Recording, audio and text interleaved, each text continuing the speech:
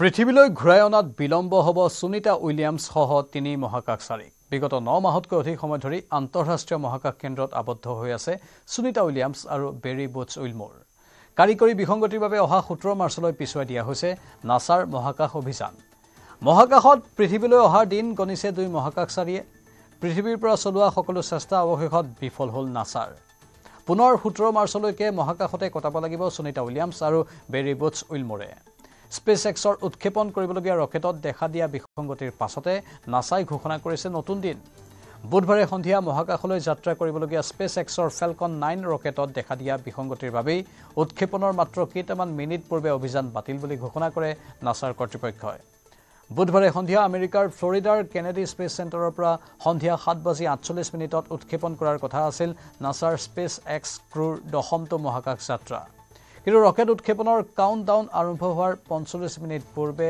ৰকেটত দেখা দিয়ে বিসংগতি যাৰ বাবে মহাকাশলৈ যাবলৈ সাজু হৈ থকা 4 মহাকাশচাৰীক Falcon 9 ৰকেটৰ পৰা নমাই অনা হয় নাছাৰ সূত্ৰই প্ৰকাশ কৰা তথ্য অনুসৰি গ্ৰাউণ্ড সাইডত হাইড্ৰলিক সিস্টেমত বিসংগতি ধৰা পৰে ছমাহৰ বাবে মহাকাশলৈ যাবলগীয়া 4 মহাকাশচাৰীয়ে নাছাৰ SpaceX 10 অভিযানৰ আৰম্ভণিৰ দিনটোতেই নামি আহিবলগীয়া হয় ৰকেটৰ পৰা ইয়াৰ পূৰ্বে নাছাৰ SpaceX নৱম অভিযানত মহাকাশলৈ গৈছিল 4 নভোচৰ Sunita Williams Barry Butch Wilmore Nick Hague আৰু ৰাছিয়াৰ আলেকজেণ্ডাৰ গৰ্বনভ এতিয়াও মহাকাশতে আবদ্ধ হৈ আছে তেওঁলোক 9 মাহ পূৰ্বে মহাকাশলৈ যোৱা 2 মহাকাশচাৰী নিক হগ আৰু ৰাছিয়াৰ আলেকজেণ্ডাৰ গৰ্বনভ দীৰ্ঘ সময়ৰ বাবে মহাকাশ কেন্দ্ৰলৈ গৈছিল যদিও সুনিতা উইলিয়ামছ আৰু বেৰী বুটছ উইলমোৰ মাত্ৰ 8 দিনৰ বাবেহে গৈছিল মহাকাশ কেন্দ্ৰলৈ SpaceXৰ মহাকাশযানত দেখা দিয়া বিসংগতিৰ বাবে মহাকাশতে দিন গণিবলগীয়া হৈছিল সুনিতা উইলিয়ামছ আৰু বেৰী বুটছ উইলমোৰে অহা 17 মাৰ্চত পুনৰ নাছাই আৰম্ভ কৰিব SpaceXৰ 10টো অভিযান 17 মাৰ্চৰ পুৱা 9:05 পুনৰ ফ্লৰিডাৰ কেনেডি স্পেচ চেণ্টাৰৰ পৰা যাত্ৰা কৰিব পৃথিৱীৰ পৰা যাবলগীয়া মহাকাশচাৰীৰ 4জনীয়া দলটোৱে আৰু তেওঁলোক যোৱা SpaceXৰ মহাকাশযানখনতেই আন্তঃৰাষ্ট্ৰীয় মহাকাশ কেন্দ্ৰৰ পৰা পৃথিৱীলৈ উভতি আহিব সুনিতা উইলিয়ামছ সহ আন মহাকাশচাৰী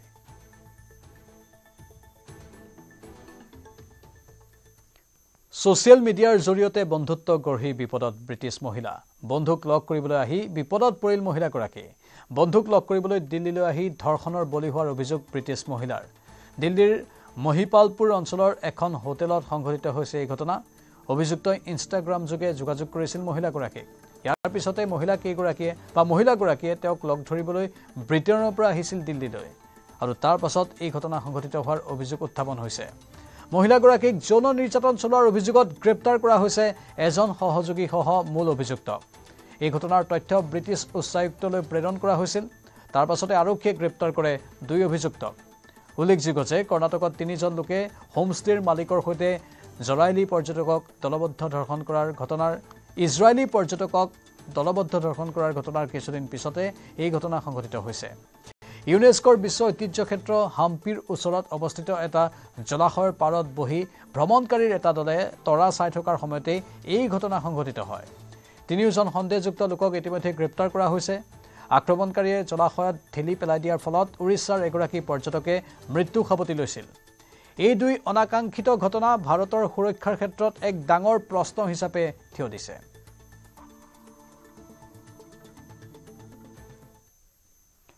বিশ্বৰ সৰ্বশক্তিমান দেশখনৰ সৰ্বশক্তিমান ব্যক্তিজনৰ চকু এজোৰ মোজাত আমি ক'ব লৈছো ডোনাল্ড ট্ৰাম্পৰ কথাই আমেৰিকাৰ ৰাষ্ট্ৰপতি ডোনাল্ড ট্ৰাম্প এই মুহূৰ্তত বিশ্বৰ সকলোতকৈ চৰ্চিত ব্যক্তি দ্বিতীয়বাৰ ৰাষ্ট্ৰপতি নিৰ্বাচন হোৱাৰ বাবেই নহয় ৰাষ্ট্ৰপতিৰ আসনত বহি অভাৱনীয় অকল্পনীয় কাণ্ড কাৰখানাৰে ডোনাল্ড ট্ৰাম্পে বাতৰিৰ শিৰোনাম দখল কৰিছে ট্ৰাম্পৰ দ্বিতীয়টো শাসনকালৰ আৰম্ভণিৰ পৰাই সকলো কাম বিশ্ববাসীৰ বাবে যেন এটা ধামাকা চীন ভাৰতকে ধৰি কানাডা মেক্সিকো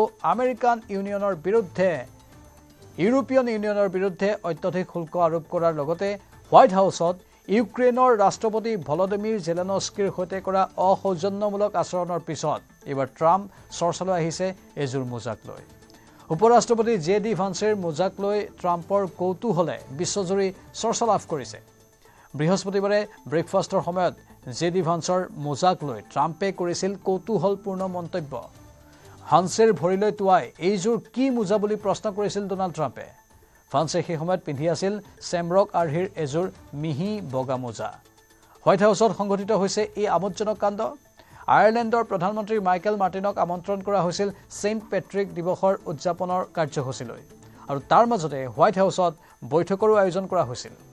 সেই সময়ত হানছে পিন্ধি আছিল ট্ৰাম্পৰ ভাষাত সেই আচহুৱা মোজাযোৰ। মোজাযোৰত এনেকুৱা আচৰিত ছাপ আছিল যে ট্ৰাম্পে নিজৰ মনোসংযোগ স্থিৰ কৰি ৰাখিব পৰা নাছিল। অৱশেষত এইযোৰ কেনেধৰণৰ মোজা বুলি হানছেক প্ৰশ্ন কৰিছিল ট্ৰাম্পে আৰু তাৰ পিছতে মোজাৰ বিষয়টোৱে ব্যাপক চৰ্চা লাভ কৰে। আচলতে হানছে পিন্ধি থকা চেমৰক চাপৰ প্ৰতীকটোৱে আয়াৰলেণ্ডক প্ৰতিনিধিত্ব কৰে আৰু এই প্ৰতীকটো সেইণ্ট পেট্ৰিকে ব্যৱহাৰ কৰিছিল। সেয়েহে ভান্সে চেমৰক চাপৰ মোজা পৰিধান কৰি আহিছিল।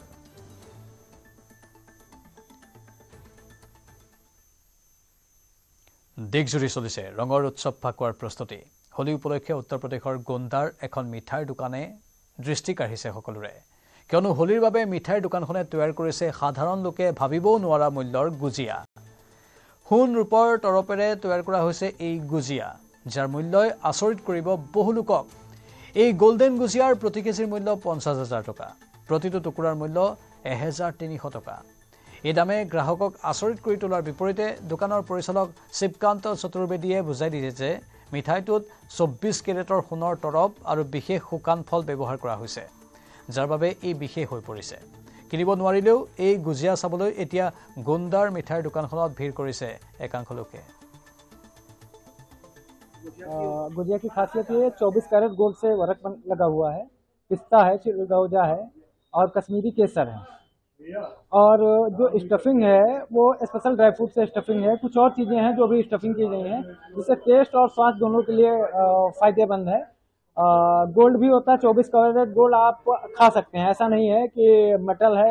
कुछ लोगों ने हमसे पूछा भी कि ये गोल्ड कैसे खाएं, तो 24 कैरेट गोल्ड ऐसा होता है जो प्योर गोल्ड होता है, उसे खाया जाता है। जैसे सिल्वर भी खाया जाता है, चांदी वर्क होता है वो भी खाया जाता है। पहले ऐसे कुछ राजा महाराजाओं के यहाँ? हाँ, बिल्कुल। पहले लोग खाते थे, स्वर्ण भस्म भी खाते थे। गोल्ड का भी खाने में ही यूज किया जाता था।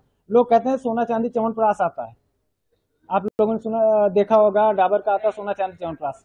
तो सोना चांदी च्यवनप्राश अगर आ रहा है तो उसमें सोना चांदी के कुछ न कुछ तो लक्षण ही है। क्या कहेंगे, किस तरीके की मांग है मार्केट में और अभी आपके पास कितना स्टॉक है? जो हमारे पास दिख रहा है आपको सिर्फ इतना ही स्टॉक है। मांग का 1 पीस 2 पीस ले जा रहे हैं कस्टमर। उतनी क्वांटिटी में तो नहीं लेंगे क्योंकि कॉस्टली ज़्यादा है, बजट नहीं, लोगों का बजट नहीं अलाउ करता, लोग कहते हैं बहुत महंगी है। लेकिन हाँ, 1-2 पीस ले जा रहे हैं। আনহাতে হোলী উপলক্ষে লক্ষ্ণৌৰ এখন গহনাৰ দোকানে নিৰ্মাণ কৰিছে ৰূপৰ ফিচকাৰী আৰু সৰু সৰু বাল্টি, যাৰ মূল্য হৈছে 1 লাখ টকা। গহনাৰ দোকানখনৰ স্বত্বাধিকাৰ আদেশ কুমাৰ জৈনে জনাইছে এই সামগ্ৰীসমূহৰ আঁৰৰ পৰম্পৰা। এই প্ৰথা বহু প্ৰজন্মৰ আগৰ, য'ত কইনাৰ পৰিয়ালে প্ৰতিজ্ঞা হিচাপে দৰাৰ পৰিয়ালক ৰূপৰ ফিচকাৰী উপহাৰ দিয়ে। ইয়াৰ মূল্য 8,000ৰ পৰা 1 লাখৰ ভিতৰত। ৰূপৰ পিচকাৰী উপহাৰ হিচাপে ব্যৱহাৰৰ ইতিহাস বহু পুৰণি। কইনাপক্ষই দৰাৰ পৰিয়াললৈ পঠিয়াই দিয়া এই পৰম্পৰা এতিয়াও কিছুমান ঘৰত প্ৰচলিত। সামগ্ৰীখিনি বিক্ৰীৰ ক্ষেত্ৰতো ইতিবাচক সঁহাৰি পোৱা বুলি উল্লেখ কৰিছে স্বত্বাধিকাৰগৰাকীয়ে। এতিয়ালৈকে লক্ষ্ণৌত কমেও 1000 ফিচকাৰী বিক্ৰী হৈছে বুলি তেওঁ উল্লেখ কৰে।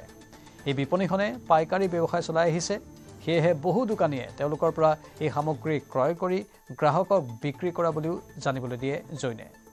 অনাগত বছৰবোৰত এই বিয়াৰ ফিচকাৰী পৰম্পৰা আৰু অধিক জনপ্ৰিয় হ'ব বুলিও আশাবাদী স্বত্বাধিকাৰগৰাকী। देखिए, ये जो पिचकारी है ये सिंबलिक एक सिंबल के रूप में, एक प्रतीकात्मक याददाश्त के रूप में जो 9 दंपत्ति होते हैं, जो मायका पक्ष होता है वो ससुराल पक्ष को देता है। और ऐसी परंपरा काफी पुरानी है और लोग अपने सामर्थ्य के अनुसार इसमें छोटी बड़ी और बड़ी बाल्टियां और पिचकारी देते हैं। ये यदि मूल्य की बात किया जाए तो मूल्य इसका शुरुआत करीब 8,000 से लेके 1 लाख रुपए तक रहता है। और इसमें विशेषता इस बार ये खास रही कि नक्काशी और नक्काशी के साथ मीनाकारी और मीनाकारी के बाद इसमें जो नगों का, जड़ाऊ नगों का काम किया गया है वो प्रथम बार आया है और ये काफी सराही गई हैं। और ये सराही मुख्य सराहना या मुख्य लेन देन जो इसका होता है वो 9 दंपत्ति के बीच ही होता है। और जो नई शादियां होती हैं उसमें ये सगुन के तौर पर जाता है। बिक्री अच्छी रही है और मेरा मानना है कि लखनऊ में कम से कम 1000 पिचकारियां जरूर बिकी हैं। चूंकि हम लोगों का होलसेल का व्यवसाय है, थोक का व्यवसाय है, तो यहाँ से काफी पहले ही जो दुकानदार हैं, शॉपकीपर्स हैं, वो यहाँ से माल को उठाते हैं और अपने उपभोक्ताओं तक, अपने ग्राहकों तक वो माल पहुंचाते हैं। निश्चित मात्रा में लोगों ने इसको खरीदा भी है और मैं मानता हूं कि आने वाले वर्षों में इस जो अगली होली आएगी तो इसकी और धूम रहेगी। होलीर पूर्वे उत्तर प्रदेशत देखा गई अस्वाभाविक दृश्य। सम्भলৰ জামা মছজিদ ঢাকি পেলোৱা হৈছে তিৰপালেৰে। কেৱল জামা মছজিদে নহয়, চহৰখনৰ আন 10টা মছজিদো ঢাকি পেলোৱা হৈছে। উৎসৱৰ সময়ত যাতে ফাকুৱাৰ গুৰি নপৰে তাৰ বাবে এই তৎপৰতা। ফাকুৱা খেলাৰ বাবে যাতে কোনো সংঘৰ্ষ নহয় তাৰ বাবে অৱলম্বন কৰা হৈছে সাৱধানতা। সাম্প্ৰদায়িক সম্প্ৰীতি বৰ্তাই ৰখাৰ বাবে প্ৰশাসনে লৈছে এই সতৰ্কতা।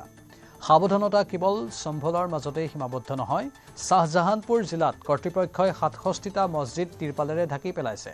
কিছুমানে ইয়াক অপ্ৰয়োজনীয় বিবাদৰ পৰা হাত সাৰিবলৈ প্ৰতিৰোধমূলক ব্যৱস্থা হিচাপে বিবেচনা কৰিছে। আন কিছুমানে এনে পদক্ষেপে গভীৰ বিভাজনৰ সৃষ্টি কৰিব নেকি বুলি প্ৰশ্ন কৰিছে। স্থানীয় বিষয়াসকলৰ দাবী, এই কভাৰিংসমূহ ধৰ্মীয় আৱেগক সন্মান জনাই উৎসৱৰ সময়ত শান্তি বৰ্তাই ৰখাৰ বাবে কৰা হৈছে। কিন্তু ছ'চিয়েল মিডিয়াত বিপৰীতমুখী প্ৰতিক্ৰিয়াৰ সৃষ্টি হৈছে। কিছুমানে ইয়াক স্মাৰ্ট প্ৰশাসনিক পদক্ষেপ বুলি প্ৰশংসা কৰে, আনহাতে আন কিছুমানে যুক্তি আগবঢ়াইছে ই ৰাজহুৱা স্থানত ক্ৰমাৎ বৃদ্ধি পোৱা অতি সংবেদনশীলতাকেই প্ৰতিফলিত কৰিছে।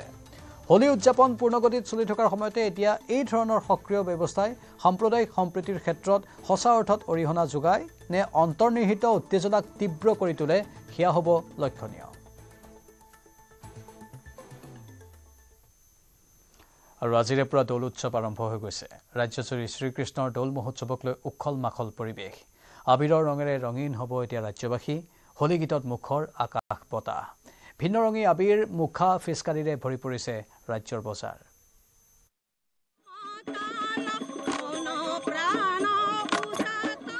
ৰাজ্যত ৰঙৰ উৎসৱৰ আনন্দ।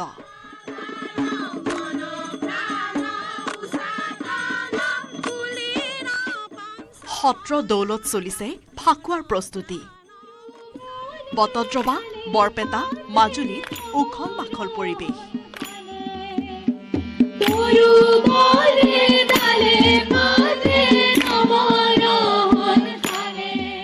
মন প্ৰাণ হৰিণীয়া হোলী গীতত মুখৰিত সত্ৰ নগৰী বৰপেটাৰ আকাশ বতাহ।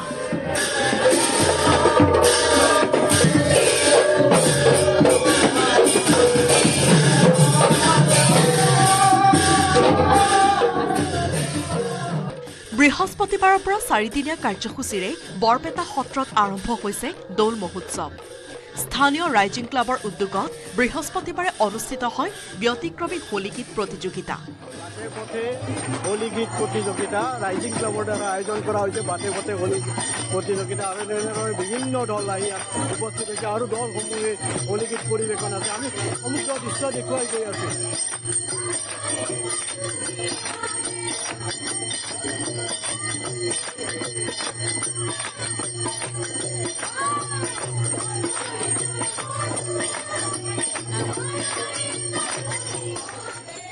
মুকলি পথত হোলী গীত শীৰ্ষক এই প্ৰতিযোগিতা উদ্বোধন কৰে বৰপেটা সত্ৰৰ বুঢ়া সত্ৰীয়া ডক্টৰ বাবুল চন্দ্ৰ দাসে।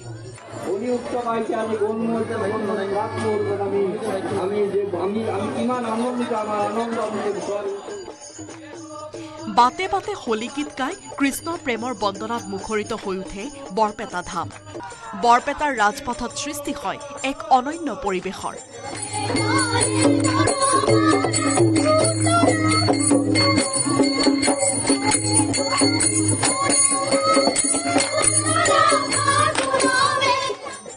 অনুষ্ঠানত বিশিষ্ট অতিথিৰূপে অংশগ্ৰহণ কৰে অসমৰ জনপ্ৰিয় কণ্ঠশিল্পী মৰ্মিতা মিত্ৰ, অভিনেতা সিদ্ধাৰ্থ শৰ্মা আৰু অভিনেত্ৰী ৰিচা ছেত্ৰীয়ে। বহুত ভাল লাগিছে। বহু বছৰ পাছত মই হোলী চেলিব্ৰেট কৰি আছো। আমি সদায় শুনিহে থাকো, আজি প্ৰথমবাৰ আহিব পাৰিছো, অনুভৱ কৰিব পাৰিছো, বিৰাটেই ভাল লাগিছে। আচলতে আমাৰ সৌভাগ্য হয় যে আমি ইয়াতে আহিব পাৰিছো। দৌল উৎসৱৰ উদুলি মুদুলি পৰিৱেশ সত্ৰ নগৰী মাজুলীতো।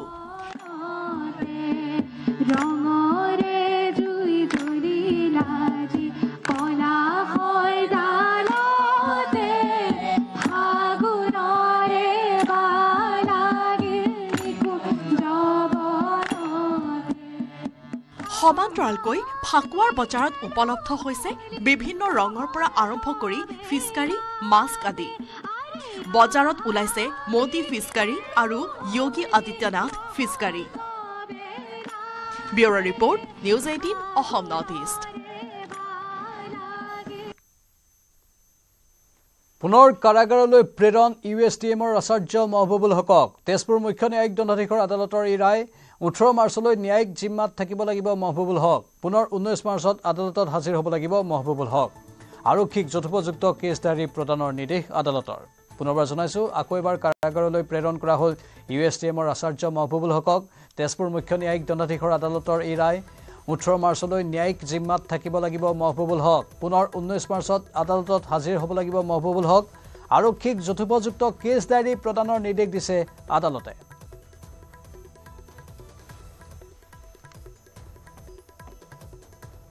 এয়া আছিল আজিৰ ছুপাৰ প্ৰাইম নমস্কাৰ